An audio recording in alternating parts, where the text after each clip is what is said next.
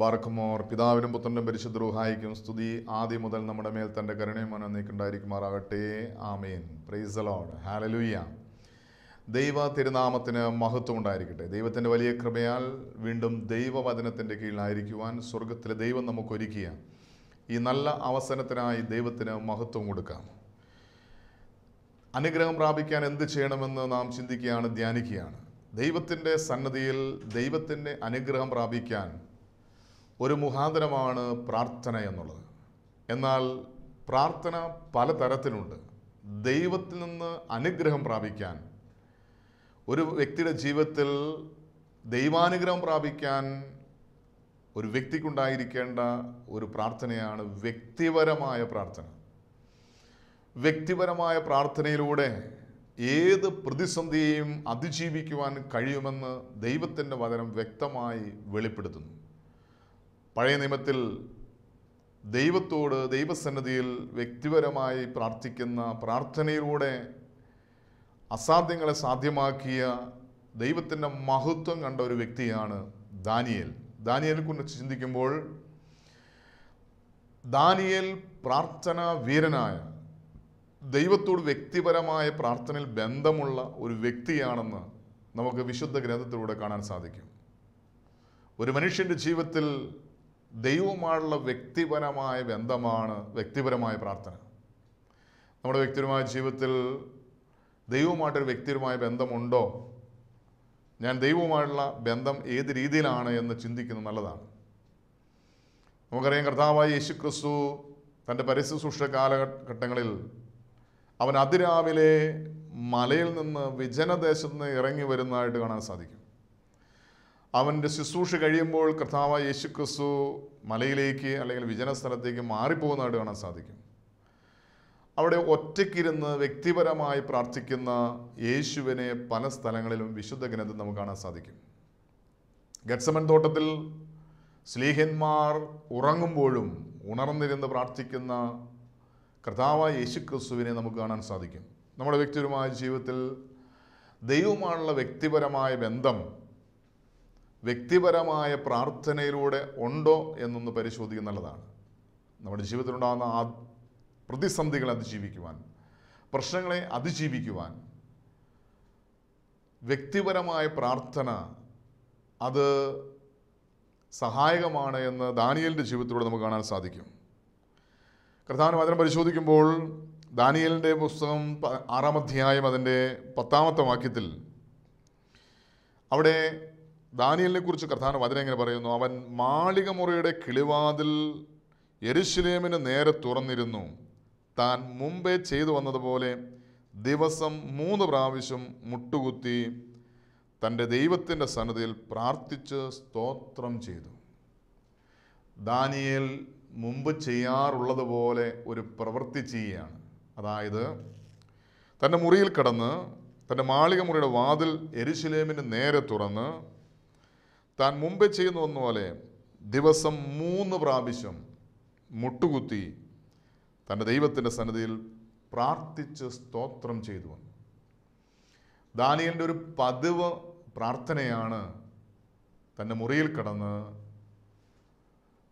മുട്ടുകുത്തി യെരുശലേമിന് നേരെ കിളിവാതിൽ തുറന്ന് പ്രാർത്ഥിക്കുക. യെരുശലേമിന് നേരെ കിളിവാതിൽ തുറന്ന് പ്രാർത്ഥിക്കാൻ കാരണം എന്തെന്ന് ചോദിച്ചാൽ, യെരുശലേമിലാണ് യെരുശലേം ദേവാലയമുള്ളത്. അപ്പോൾ ദേവാലയത്തോട് ചേർന്ന് ദേവാലയത്തിലേക്ക് നോക്കി അല്ലെങ്കിൽ ദൈവ സന്നിധിയിലേക്ക് നോക്കി പ്രാർത്ഥിക്കുന്ന ദാനിയേലിനെ നമുക്കിവിടെ കാണാൻ സാധിക്കും. എന്താണ് യെരുശലേമിൻ്റെ പ്രത്യേകത? യെരുശലേമിലാണ് യെരുശലേം ദേവാലയമുള്ളത്. 2 ദിനവൃത്താന്തം അതിൻ്റെ 6-ാം അധ്യായം 20-ാമത്തെ വാക്യം പരിശോധിക്കുമ്പോൾ ശലോമോൻ യെരുശലേം ദേവാലയം പണിതിട്ട് ദൈവത്തോട് പ്രാർത്ഥിക്കുന്ന ഒരു പ്രാർത്ഥനയുണ്ട്. അതിൻ്റെ 20-ാമത്തെ വാക്യത്തിൽ ശലോമോൻ പ്രാർത്ഥിക്കുന്ന ഇങ്ങനെയാണ്: അടിയൻ ഈ സ്ഥലത്ത് കഴിക്കുന്ന പ്രാർത്ഥന കേൾക്കേണ്ടതിന് നിന്റെ നാമം സ്ഥാപിക്കുമെന്ന് നീ അരുളി ചെയ്ത സ്ഥലമായ ഈ ആലയത്തിന്മേൽ രാവും പകലും തൃക്കൻ പാർത്തുത്തരമരണമേ. അപ്പോൾ ദൈവം ശലോമോന് നൽകിയ ഒരു വാഗ്ദാനമായിരുന്നു. ദൈവത്തിൻ്റെ പ്ലാനും പദ്ധതിയും അനുസരിച്ച് ശലോമോൻ പണി കഴിപ്പിക്കുന്ന ആലയത്തിൽ നിന്ന് പ്രാർത്ഥിക്കുന്ന, അവിടെ വചനം എങ്ങനെയാണ് പറയുന്നത്? ഈ സ്ഥലത്ത് കഴിക്കുന്ന പ്രാർത്ഥന കേൾക്കേണ്ടതിന് നിന്റെ നാമം സ്ഥാപിക്കുമെന്ന് നീ അരുളി ചെയ്തിരിക്കുന്നു. വീണ്ടും അടുത്ത വാക്യത്തിൽ പറയുന്നുണ്ട്, ഈ സ്ഥലത്ത് പ്രാർത്ഥിക്കാനിരിക്കുന്ന അടിയൻ്റെയും നിന്റെ ജനമായ ഇസ്രായേലിൻ്റെയും യാതനകളെ കേൾക്കുമെന്ന് നീ പറഞ്ഞിട്ടുണ്ട്. അതുകൊണ്ട് കേൾക്കണമേ എന്ന് ദൈവം നൽകിയ വാഗ്ദാനത്തിൽ വിശ്വസിച്ചുകൊണ്ട് ശലോമോൻ പ്രാർത്ഥിക്കുകയാണ്. അപ്പോൾ യെരൂശലേം ദേവാലയം, അതിൻ്റെ പ്രത്യേകത എന്ന് വെച്ചാൽ അവിടെ നിന്ന് പ്രാർത്ഥിക്കുന്ന പ്രാർത്ഥന ദൈവസന്നിധിയിൽ ദൈവം കേൾക്കുമെന്ന് ദൈവം വാഗ്ദാനം ചെയ്തിട്ടുണ്ട്. അതുകൊണ്ട് തൻ്റെ മാളിക മുറിയുടെ കിളിവാതിൽ തുറന്ന് യെരൂശലേം ദേവാലയത്തെ നോക്കി, യെരൂശലേമിനെ നോക്കി, അല്ലെങ്കിൽ ദൈവത്തിൻ്റെ മഹത്വം വെളിപ്പെടുന്ന, ദൈവത്തിൻ്റെ നാമം ഉയർത്തുന്ന ദൈവസന്നിധിയിലേക്ക് നോക്കി പ്രാർത്ഥിക്കുകയാണ്. ഇവിടെ ദാനിയേലിൻ്റെ പ്രാർത്ഥന ദൈവത്തെ മുന്നിൽ കണ്ടുകൊണ്ടാണ്, ദൈവത്തിൻ്റെ മഹത്വം മുന്നിൽ കണ്ടുകൊണ്ടാണ്, ദൈവത്തിൻ്റെ തേജസ് മുന്നിൽ കണ്ടുകൊണ്ടാണ്. നമ്മുടെ വ്യക്തിപരമായ പ്രാർത്ഥനയിൽ ഇങ്ങനെ ഒരു ദൈവാനുഭവം നമുക്ക് ഉണ്ടാകാറുണ്ടോ? പരിശോധിക്കണം. ഇവിടെ ദാനിയേൽ ഒരു പ്രശ്നം വരുമ്പോഴാണ് ഇങ്ങനെ മുട്ടുകുത്തി പ്രാർത്ഥിക്കുന്നത് നമുക്ക് കാണാൻ സാധിക്കും. അതായത് ഈ സന്ദർഭത്തിൻ്റെ പശ്ചാത്തലം നമുക്കെല്ലാവർക്കും അറിയാവുന്നതാണ്. അതായത് രാജാവ് ഇനി തന്നോട് മാത്രമേ പ്രാർത്ഥിക്കാവൂ എന്ന് രേഖമൂലം കൽപ്പന പുറപ്പെടുവിച്ചപ്പോൾ ഇതാ ഒരു പ്രതിസന്ധി വരികയാണ്. ദൈവജനം, ദൈവത്തെ ആരാധിക്കുന്ന, ദൈവമുഖത്തേക്ക് നോക്കി ദൈവത്തിൽ നിന്ന് അനുഗ്രഹം പ്രാപിക്കുന്ന ദൈവജനം അസ്വസ്ഥപ്പെടുന്നൊരു നിമിഷം. ഇനി എന്നോട് മാത്രമേ പ്രാർത്ഥിക്കാവൂ എന്ന് രാജാവ് കൽപ്പന പുറപ്പെടുവിച്ചപ്പോൾ ദാനിയേൽ വേഗം ചെയ്തൊരു പ്രവൃത്തിയാണ്, ഒരു പ്രതിസന്ധിയുടെ മധ്യത്തിൽ, പ്രതികൂലത്തിൻ്റെ മധ്യത്തിൽ ദൈവമുഖത്തേക്ക് നോക്കുന്ന ദാനിയേലിനെ നമുക്കിവിടെ കാണാൻ സാധിക്കുക. എന്നാൽ ഈ പ്രതിസന്ധി ഉണ്ടായപ്പോൾ മാത്രമല്ല, അവിടെ കർത്താവിൻ്റെ വചനം വ്യക്തമായിട്ട് പറയുന്നുണ്ട്, താൻ മുമ്പേ ചെയ്തു വന്നതുപോലെ. അപ്പോൾ ഒരു പ്രതിസന്ധി ഉണ്ടായപ്പോൾ മാത്രം അല്ല ദാനിയേൽ ദൈവസന്നിധിയിൽ മുട്ടുകുത്തി പ്രാർത്ഥിച്ച് സ്തോത്രം ചെയ്യുന്നത്. ഇന്ന് പലപ്പോഴും നമ്മുടെ വ്യക്തിപരമായ ജീവിതം പരിശോധിക്കുമ്പോൾ നാം ഒരു പ്രതിസന്ധി വരുമ്പോൾ ദൈവസന്നിധിയിൽ പ്രാർത്ഥിക്കും, അല്ലെങ്കിൽ വ്യക്തിപരമായി പ്രാർത്ഥിക്കും. പ്രതിസന്ധി, നാളെ ഒരു പ്രശ്നമുണ്ടെങ്കിൽ നമ്മൾ ഇന്ന് പ്രാർത്ഥിക്കാൻ തയ്യാറാണ്. എന്നാൽ ദാനിയേൽ അങ്ങനെയല്ല. അവൻ ദിനംപ്രതി ചെയ്തുകൊണ്ടിരുന്നൊരു പ്രവൃത്തിയായിരുന്നു തൻ്റെ മുറിയിൽ കിടന്ന് 3 നേരം ദൈവത്തോട് മുട്ടുകുത്തി പ്രാർത്ഥിച്ച് സ്തോത്രം ചെയ്യുക. നമ്മുടെ വ്യക്തിപരമായ ജീവിതത്തിൽ ഇങ്ങനെ ഒരു ദൈവാനുഭവം നമുക്കുണ്ടോ? നിരന്തരം ദൈവസന്നിധിയിൽ പ്രാർത്ഥിക്കുന്ന, അതും ഇവിടെ 3 പ്രാവശ്യം 3 നേരം മുട്ടുകുത്തി പ്രാർത്ഥിക്കുന്ന ദാനിയേലിനെ കുറിച്ചാണ് വചനം പഠിപ്പിക്കുന്നത്. അതായത് 3 യാമങ്ങളിലായി പ്രാർത്ഥിക്കുന്ന ദാനിയേൽ. നമ്മുടെ വ്യക്തിപരമായ ജീവിതത്തിൽ യാമങ്ങൾക്കനുസരിച്ച് ദൈവസന്നിധിയിൽ പ്രാർത്ഥിക്കുന്ന ഒരു പതിവുണ്ടോ? യാമപ്രാർത്ഥനകൾ കൃത്യമായി ചൊല്ലുന്ന ഒരു വ്യക്തിയുടെ ജീവിതത്തിൽ പ്രതിസന്ധി വന്നാൽ, പ്രശ്നങ്ങൾ വന്നാൽ അവിടെ ദൈവ സാന്നിധ്യം വെളിപ്പെടും. വ്യക്തിപരമായി ദൈവമായിട്ട് പ്രാർത്ഥനയോടെ ബന്ധം സ്ഥാപിക്കുന്ന ഒരു വ്യക്തിയുടെ ജീവിതത്തിൽ ഒരു പ്രതിസന്ധി വന്നാൽ ദൈവം അവിടെ ഇടപെടും. ഇത് ദാനിയേലിൻ്റെ ജീവിതത്തിലൂടെ ദൈവത്തിൻ്റെ പരിശുദ്ധാത്മാവ് നമ്മളെ പഠിപ്പിക്കുന്ന ഒരു സത്യമാണ്. ഇനി മുതൽ തന്നോട് മാത്രമേ പ്രാർത്ഥിക്കാവൂ എന്ന് രാജാവ് കൽപ്പിച്ചപ്പോൾ ദാനിയേൽ ദൈവസന്നിധിയിൽ ദൈവത്തോട് പ്രാർത്ഥിക്കുന്നതായിട്ട് നമുക്ക് കാണാൻ സാധിക്കും. 6-ാം അധ്യായം അതിൻ്റെ 3 മുതലുള്ള വാക്യങ്ങൾ പരിശോധിക്കുമ്പോൾ ദാനിയേൽ ആരായിരുന്നു എന്ന്, എങ്ങനെയുള്ള വ്യക്തിയായിരുന്നു എന്ന് ദൈവത്തിൻ്റെ വചനം പഠിപ്പിക്കുന്നുണ്ട്. വചനം ഇങ്ങനെയാണ് പറയുന്നത്, ദാനിയേൽ ഉത്കൃഷ്ട മാനസനായിരുന്നത് കൊണ്ട് അവൻ അധ്യക്ഷന്മാരിലും പ്രധാന ദേശാധിപതിമാരിലും വിശിഷ്ടനായി വിളങ്ങി. അതായത് രാജാവിൻ്റെ കീഴിലുള്ള എല്ലാ ദേശത്തിൻ്റെയും അധിപന്മാരിൽ, അധ്യക്ഷന്മാരിൽ പ്രധാനിയായിട്ട്, വിശിഷ്ടനായിട്ട് ദാനിയേൽ വിളങ്ങി. അതിനൊരു കാരണം ദാനിയേലിന് ദൈവവുമായിട്ടൊരു വ്യക്തിപരമായ ബന്ധമുണ്ടായിരുന്നു. രാജാവ് അവനെ അതുകൊണ്ട് സർവ്വരാജ്യത്തിനും അധികാരിയായി വിചാരിച്ചു. ദാനിയേലിനെ ദൈവം മാനിച്ചതുകൊണ്ട് രാജാവ് സർവ്വരാജ്യത്തിനും അധികാരിയാക്കുവാൻ വിചാരിച്ചു. ഇത് മറ്റുള്ള അധ്യക്ഷന്മാർക്ക്, മറ്റുള്ള ദേശാധിപന്മാർക്ക് ദാനിയേലിനോട് അസൂയയായി. അടുത്ത വാക്യത്തിൽ പറയുന്നത് ഇങ്ങനെയാണ്: ആകയാൽ അധ്യക്ഷന്മാരും പ്രധാന ദേശാധിപന്മാരും രാജ്യം സംബന്ധിച്ച് ദാനിയേലിന് വിരോധമായി കാരണം കണ്ടെത്തുവാൻ അന്വേഷിച്ചു. എന്നാൽ യാതൊരു കാരണവും കുറ്റവും കണ്ടെത്തുവാൻ അവർക്ക് കഴിഞ്ഞില്ല.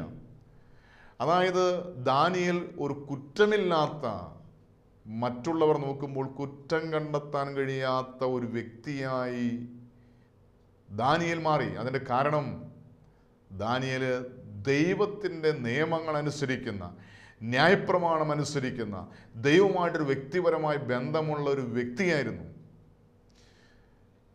നാം ആയിരിക്കുന്ന സമൂഹത്തിൽ ലോകം നമ്മെ മാനിക്കണമെങ്കിൽ, അല്ലെങ്കിൽ നമുക്ക് ദൈവം നൽകുന്ന അധികാരങ്ങൾ മറ്റുള്ളവർക്കൊരു അനുഗ്രഹമായി തീരണമെങ്കിൽ ദൈവമായിട്ടൊരു വ്യക്തിപരമായ ബന്ധം വേണം. ഇവിടെ അതുകൊണ്ട് ദൈവം ദാനിയേലിനെ ഉയർത്തിയപ്പോൾ തൻ്റെ സഹപ്രവർത്തകർക്ക് ദാവീദിനോട് അസൂയയായി. അവർ കുറ്റം ആരോപിക്കാൻ നോക്കിയിട്ട് ഒരു കുറ്റവും ദാനിയേൽ കണ്ടെത്താൻ സാധിക്കുന്നില്ല. അവൻ വിശ്വസ്തനായതുകൊണ്ട് ഒരു തെറ്റും കുറ്റവും അവൻ കണ്ടെത്തിയില്ല എന്ന് കർത്താവിന്റെ വചനം പറയുക. ദൈവസന്നിധിയിൽ ദാനിയേൽ വിശ്വസ്തനായിരുന്നു. അതുകൊണ്ട് ഇവർ ഒരു തീരുമാനമെടുത്തു. ദാനിയേലിന് നേരെ അവൻ്റെ ദൈവത്തിൻ്റെ ന്യായപ്രമാണം സംബന്ധിച്ചല്ലാതെ മറ്റൊരു കാരണവും കണ്ടെത്താൻ കഴിയില്ലെന്ന് ഇവർക്ക് ബോധ്യമായി. അതുകൊണ്ട് അവർ ഈ ദാനിയേലിനെ കുടുക്കുവാൻ വേണ്ടി രാജാവിൻ്റെ അടുക്കൽ ഒരു നിയമം വയ്ക്കുകയാണ്. അതായത് 30 ദിവസത്തേക്ക് രാജാവിനോടല്ലാതെ മനുഷ്യരോടോ മറ്റാരോടെങ്കിലുമോ പ്രാർത്ഥന കഴിച്ചാൽ അവനെ സിംഹങ്ങളുടെ കുഴിയിൽ ഇട്ടുകളയുമെന്ന് ഒരു രാജനിയമം ഇവർ രാജാവിനെ കൊണ്ട് എഴുതിക്കുകയാണ്. രാജാവ് ഇതൊന്നും അറിയുന്നില്ല. ഇത് ദാനിയേലിനെ കൊടുക്കാൻ വേണ്ടിയാണെന്ന് രാജാവ് അറിയുന്നില്ല. രാജാവിന് ഏറ്റവും വിശ്വസ്തനായ, രാജാവ് ഏറ്റവും സ്നേഹിക്കുന്ന ഒരു വ്യക്തിയാണ് ദാനിയേൽ. എന്ന രേഖ എഴുതിയിരിക്കുന്നു എന്ന് ദാനിയേൽ അറിഞ്ഞപ്പോൾ അവൻ വീട്ടിൽ ചെന്ന് തൻ്റെ മാളികമുറിയുടെ വാതിൽ യെരൂശലേമിന് നേരെ തുറന്നിരുന്നു. മുമ്പേ ചെയ്തു വന്ന പോലെ ദിവസം 3 പ്രാവശ്യം മുട്ടുകുത്തി തൻ്റെ ദൈവത്തിൻ്റെ സന്നിധിയിൽ പ്രാർത്ഥിച്ച് സ്തോത്രം ചെയ്തു. രാജാവ് കൽപ്പന എഴുതിയെന്ന് കേട്ടപ്പോൾ അവൻ്റെ മാളികമുറി തുറന്നു, അവൻ്റെ കിളിവാതിൽ തുറന്ന് യെരൂശലേമിനെ നോക്കി അവൻ പ്രാർത്ഥിക്കുക. അവിടെ വചനം പറയുകയാണ്, മുമ്പേ ചെയ്തതുപോലെ. പ്രത്യേകമായിട്ട് ചെയ്യുന്നൊരു പ്രാർത്ഥനയല്ല, നേരത്തെ ചെയ്തു വന്ന അതേ പ്രാർത്ഥന വീണ്ടും അവൻ തുടരുകയാണ്. ആ പുരുഷന്മാർ ബന്ധപ്പെട്ട് വന്ന് ദാനിയേൽ തൻ്റെ ദൈവസന്നിധിയിൽ പ്രാർത്ഥിച്ച് അപേക്ഷിക്കുന്നത് കണ്ടു. ദാനിയേലിന് മേൽ ഒരു കുറ്റം കണ്ടെത്തുകയാണ്. ഒരു കുറ്റവുമില്ലാത്ത, ദൈവസന്നിധിയിൽ വിശ്വസ്തനും നീതിമാനുമായ, ഒരു കുറ്റവും കണ്ടെത്താൻ കഴിയാത്ത ദാനിയേലിൻ്റെ മേൽ ഇവരൊരു കുറ്റം കണ്ടെത്തുകയാണ്. അതായത് രാജാവിൻ്റെ കൽപ്പന ലംഘിക്കുന്നു. ഇത് രാജസന്നിധിയിൽ അറിയിക്കുമ്പോൾ ഇതാ രാജാവ് അത്യന്തം ദുഃഖിക്കുന്നതായിട്ട് കാണാൻ സാധിക്കും. അതിൻ്റെ 14-ാമത്തെ വാക്യത്തിൽ കർത്താവിന്റെ വചനം പറയുന്നു, രാജാവ് ഈ വാക്ക് കേട്ടപ്പോൾ അത്യന്തം വ്യസനിച്ചു. ദാനിയേലിനെ രക്ഷിപ്പാൻ മനസ്സുവെച്ച് അവനെ രക്ഷിപ്പാൻ സൂര്യ അസ്തമിക്കുന്നുവോളം പ്രയത്നം ചെയ്തു. അതായത് ഈ കൽപ്പനയ്ക്ക് അനുസരിക്കുവാൻ, അതായത് രാജാവിനോട് പ്രാർത്ഥിക്കണമെന്നുള്ള നിയമം അനുസരിക്കുവാൻ വേണ്ടി ഒരു ദിവസം മുഴുവൻ ദാനിയേലിനെ രക്ഷിക്കണമെന്നുള്ള ആഗ്രഹത്തോടെ, അതായത് തന്നോട് പ്രാർത്ഥിക്കണമെന്നുള്ള ആഗ്രഹത്തോടെയല്ല, ദാനിയേലിനെ അത്രമാത്രം ഈ രാജാവ് സ്നേഹിച്ചിരുന്നു. അതുകൊണ്ട് രാജാവ് ദാനിയേൽ രക്ഷിക്കാൻ വേണ്ടി, ഈ നിയമം അനുസരിക്കുവാൻ വേണ്ടി ഒരു ദിവസം മുഴുവൻ, വചനം പറയുന്നു, അവൻ രക്ഷിപ്പാൻ സൂര്യൻ അസ്തമിക്കുവോളം പ്രയത്നം ചെയ്തു. എന്നാൽ ദാനിയേൽ ദൈവത്തിൻ്റെ നിയമം ലംഘിക്കാൻ, ഞാനാകുന്ന ദൈവം, ഞാനല്ലാതെ മറ്റൊരു ദൈവം നിനക്കുണ്ടാകരുത് എന്നുള്ള ആ നിയമം ലംഘിക്കാതിരിക്കാൻ, ദൈവത്തിൻ്റെ നിയമം ലംഘിക്കാതിരിക്കാൻ ഈ രാജകൽപ്പന നിരസിച്ചു. സംഭവിച്ചെന്താണ്? രാജാവിൻ്റെ കൽപ്പനയിൽ ദാനിയേലിനെ സിംഹയുടെ കുഴിയിൽ ഇട്ടുകളയുവാൻ വിധിക്കപ്പെട്ടു. അതിൻ്റെ 16-ാമത്തെ വാക്യത്തിൽ കർത്താവിന്റെ വചനം പറയുന്നു, അങ്ങനെ രാജാവിൻ്റെ കൽപ്പനയാൽ അവർ ദാനിയേലിനെ കൊണ്ടുവന്ന് സിംഹയുടെ ഗുഹയിൽ ഇട്ടുകളഞ്ഞു. രാജാവ് ദാനിയേലിനോട് സംസാരിച്ചു, നീ ഇടപെടാതെ സേവിച്ചു വരുന്ന നിന്റെ ദൈവം നിന്നെ രക്ഷിക്കുമെന്ന് കൽപ്പിച്ചു. അതായത് ആ നിയമം അനുസരിക്കാൻ വേണ്ടി രാജാവ് ദാനിയേലിനെ സിംഹക്കുഴിയിലടക്കിയ. അത് വേദനയോടെയാണ്. കാരണം അതിൻ്റെ അടുത്ത വാക്യത്തിൽ പറയുന്നുണ്ട്, അവർ ഒരു കല്ല് കൊണ്ടുവന്ന് ഗുഹയുടെ വാതിൽ വെച്ചു. ദാനിയേലിനെ കുറിച്ചുള്ള നിർണയത്തിന് മാറ്റം വരാതിരിക്കേണ്ടതിന് രാജാവ് തൻ്റെ മോതിരം കൊണ്ടും മഹത്തുക്കളുടെ മോതിരം കൊണ്ടും അതിന് മുദ്രയിട്ടു. അടുത്ത വാക്യത്തിൽ പറയുകയാണ്, പിന്നെ രാജാവ് രാജസന്നിധിയിൽ ചെന്ന് ഉപവസിച്ചു രാത്രി കഴിച്ചു. ഒരു ജലപാനം ചെയ്യാതെ ഉപവസിച്ച് രാത്രി കഴിച്ചു. ആ ദിവസം ഒന്നും കഴിക്കാതെ ഉപവസിച്ചു. ഇത് രാജാവിന് ദാനിയേലുള്ള സ്നേഹത്തെയാണ് വെളിപ്പെടുന്നത്. കാരണം ഈ ദാവീദ് ദൈവത്തിനു മാത്രമല്ല അധികാരികൾക്കും പ്രിയപ്പെട്ട ഒരു വ്യക്തിയായിരുന്നു. എന്നാൽ ഇവിടെ സംഭവിക്കുന്നത് എന്താണ്? ദൈവത്തോട് പ്രാർത്ഥിക്കുന്ന, ദൈവത്തിൻ്റെ നിയമങ്ങൾ അനുസരിക്കാൻ വില കൊടുക്കുന്ന ദാനിയേലിൻ്റെ ജീവിതത്തിൽ എന്താണ് സംഭവിച്ചത് എന്ന് നമുക്ക് പരിശോധിക്കാം. 19-ാമത്തെ വാക്യം പരിശോധിക്കുമ്പോൾ അവിടെ കർത്താവിന്റെ വചനം പറയുന്നു, രാജാവ് അതികാലത്ത് എഴുന്നേറ്റ് ബന്ധപ്പെട്ട് സിംഹം ഗുഹയുടെ അരികിൽ ചെന്നു. ഗുഹയുടെ അരികിലെത്തിയപ്പോൾ അവൻ ദുഃഖശബ്ദത്തോടെ ദാനിയേലിനെ വിളിച്ചു. രാജാവ് ദാനിയേലിനോട് സംസാരിച്ചു, ജീവനുള്ള ദൈവത്തിൻ്റെ ദാസനായ ദാനിയേലേ, നീ ഇടപെടാതെ സേവിച്ചു വരുന്ന നിന്റെ ദൈവം സിംഹങ്ങളിൽ നിന്ന് നിന്നെ രക്ഷിപ്പാൻ പ്രാപ്തനായോ എന്ന് ചോദിച്ചു. ഇതാ ദാനിയേല് സിംഹക്കുഴിയിലായപ്പോൾ ശത്രുക്കൾ വിചാരിച്ചു സിംഹങ്ങളെല്ലാം ദാനിയേലിനെ കടിച്ചു കീറി കൊന്നു കളഞ്ഞിട്ടുണ്ടാകും. എന്നാൽ ഈ രാജാവ് ചെയ്ത പ്രവൃത്തി, സിംഹക്കുഴിയിലേക്ക് എറിയുമ്പോഴും ഈ ദാനിയേലിന് ഒരു ഉറപ്പും ധൈര്യവും ഉണ്ടായിരുന്നു. ഞാൻ പ്രാർത്ഥിക്കുന്ന, ഞാൻ സേവിക്കുന്ന, ഞാൻ ആരാധിക്കുന്ന എൻ്റെ ദൈവം സിംഹങ്ങളുടെ കുഴിയിൽ നിന്ന് രക്ഷിക്കാൻ കഴിയുന്ന ദൈവമാണ് എന്നൊരു ബോധ്യവും ഉറപ്പും ധൈര്യവും ഈ ദാനിയേലിന് ഉണ്ടായിരുന്നു. ഇത് രാജാവ് കണ്ടിരുന്നു, രാജാവ് മനസ്സിലാക്കിയിരുന്നു. അതുകൊണ്ട് രാജാവ് ചോദിക്കുകയാണ്, ജീവനുള്ള ദൈവത്തിൻ്റെ ദാസനായ ദാനിയേലേ, നീ ഇടപെടാതെ സേവിച്ചു വരുന്ന നിന്റെ ദൈവം സിംഹയുടെ കയ്യിൽ നിന്ന് രക്ഷിപ്പാൻ പ്രാപ്തനായോ എന്ന് ദാനിയേലിനോട് രാജാവ് സിംഹത്തിൻ്റെ ഗുഹയിൽ വന്ന് ഉറക്കെ വിളിച്ചു ചോദിക്കുകയാണ്. ഇത് കേട്ടുകൊണ്ട് ദാനിയേൽ രാജാവിനോട് ഉറക്കെ വിളിച്ചു പറയുകയാണ്, രാജാവ് ദീർഘായുസ്സോടെ ഇരിക്കട്ടെ. സിംഹങ്ങൾ എനിക്ക് കേടുവരുത്താതിരിക്കേണ്ടതിന് എൻ്റെ ദൈവം തൻ്റെ ദൂതനെ അയച്ച് അവയുടെ വായടച്ചു കളഞ്ഞു. അവൻ്റെ സന്നദ്ധയിൽ ഞാൻ കുറ്റമില്ലാത്തവൻ. രാജാവേ, തിരുമുമ്പിലും ഞാൻ ഒരു ദോഷവും ചെയ്തിട്ടില്ല എന്ന് ഉണർത്തിച്ചു. ഇവിടെ ദാനിയേല് ഉറക്കെ വിളിച്ചു പറയുകയാണ്, ദാനിയേല് ദൈവത്തിന് മഹത്വം കൊടുക്കുകയാണ്. സിംഹങ്ങൾ എനിക്ക് കേടുവരുത്താതിരിക്കേണ്ടതിന് എൻ്റെ ദൈവം തൻ്റെ ദൂതനെ അയച്ച് അവയുടെ വായടച്ചു കളഞ്ഞു. അവൻ്റെ സന്നദ്ധയിൽ ഞാൻ കുറ്റമില്ലാത്തവൻ. രാജാവെ, തിരുമുമ്പിൽ ഞാൻ ഒരു ദോഷവും ചെയ്തിട്ടില്ല എന്ന് ഉണർത്തിച്ചു. ഇവിടെ ദാനിയേലിൻ്റെ ഈ മറുപടി കേൾക്കുമ്പോൾ, അതായത് ദൈവവുമായുള്ള വ്യക്തിപരമായ ബന്ധം, പ്രാർത്ഥനയിലൂടെ, യാചനയിലൂടെ ദൈവവുമായുള്ള വ്യക്തിപരമായ ബന്ധം ദാനിയേൽ ലോകത്തോട്, രാജാവിനോട് വിളിച്ചു പറയുകയാണ്. സിംഹങ്ങൾ എനിക്ക് കേടുവരുത്താതിരിക്കേണ്ടതിന് ദൈവം തന്നെ ദൂതനെ അയച്ച് അവയുടെ വായ അടച്ചു കളഞ്ഞു. പ്രാർത്ഥിക്കുന്ന ഒരു വ്യക്തിയുടെ മുന്നിൽ അലറുന്ന സിംഹത്തെ പോലെ പിശാച് വാ പിളർന്നു നിൽക്കുമ്പോൾ ഇതാ കർത്താവിന്റെ വചനം പറയുകയാണ്, ദൈവം തൻ്റെ ദൂതനെ അയച്ച് സിംഹയുടെ വായ അടച്ചു കളഞ്ഞു. ഈ ഒരു സത്യം നമ്മുടെ വ്യക്തിപരമായ ജീവിതത്തിൽ നാം തിരിച്ചറിയണം. ഇന്ന് ജീവിതത്തിൽ ഒത്തിരി ഉത്കണ്ഠകളും ഭാരങ്ങളും ദുഃഖങ്ങളും വേദനയുമായി ഓരോ ദിവസവും കഴിച്ചു കൂട്ടുമ്പോൾ, നാളെയെക്കുറിച്ച് ഉത്കണ്ഠപ്പെടുമ്പോൾ, നാളെ എൻ്റെ ജീവിതം എന്തായിരിക്കുമെന്നോർത്ത് ആകുലപ്പെടുമ്പോൾ, ഉത്കണ്ഠപ്പെടുമ്പോൾ തിരിച്ചറിയുക, എൻ്റെ സകല പ്രശ്നങ്ങൾക്കും പരിഹാരം നൽകുന്ന സർവശക്തനായൊരു ദൈവമുണ്ട്. അലർന്ന സിംഹത്തെ പോലെ എന്നെ വിഴുങ്ങുവാൻ വേണ്ടി ചില പ്രശ്നങ്ങൾ എൻ്റെ മുന്നിൽ വാ പിളർന്നു നിൽക്കുമ്പോൾ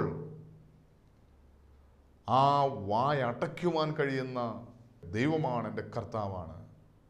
ഇത് വിശ്വസിക്കുന്ന ഒരു വ്യക്തിക്ക് ഏത് സിംഹക്കൂട്ടിലും സമാധാനമുണ്ടാകും, സന്തോഷമുണ്ടാകും, സംതൃപ്തിയുണ്ടാകും, ആ ദൈവത്തിൻ്റെ സാന്നിധ്യമുണ്ടാകും.